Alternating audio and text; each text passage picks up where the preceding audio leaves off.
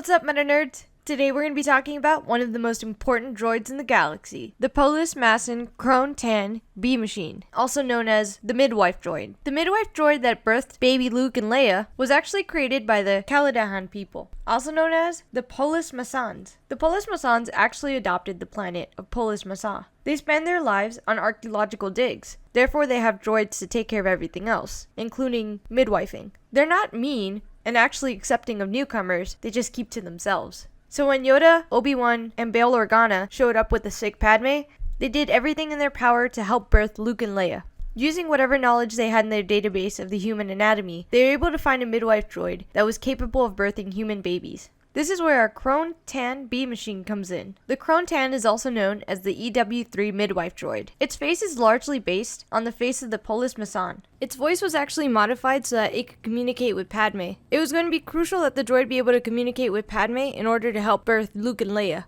Generally, it speaks in the native tongue of the Polis Massons, which is actually such a high pitch that humans can't hear it. It's equipped with a number of sensors in order to help maintain the patient's heart rate, blood pressure, and breathing rate in the normal range in order to help the patient give birth. It's also equipped with a warming cushion and paddles for hands. It uses the paddles to guide the baby through the birthing canal, and in order to scoop them up and put them onto the warming pad. The warming pad helps maintain the baby's temperature, all while the droid does a diagnostic test to make sure that everything is okay. It's also equipped with 2 nutrient reservoirs. These are used to make sure that the baby is well fed, and it can give the baby a formula if the mother is unable to do so. The Midwife Droid has a sleek, round body, and is powered by an anti-gravity repulsor lift that it uses to float around a room, in order to make sure that the patient is breathing correctly and to make sure that it is able to birth the baby. It has a height of 1.16 meters, or roughly 3 feet and 8 inches, so it's about as tall as a pit droid. The only difference being that it hovers off the ground, so it actually looks a little taller than a pit droid, closer to human height. In episode 3, the midwife is able to successfully birth Luke and Leia, but that's the last that we ever see of her. Fortunately, if you're interested in buying one, they only cost 5,870 credits. It's hard to say as to whether the people or the droid realized how important the birthing of Luke and Leia were.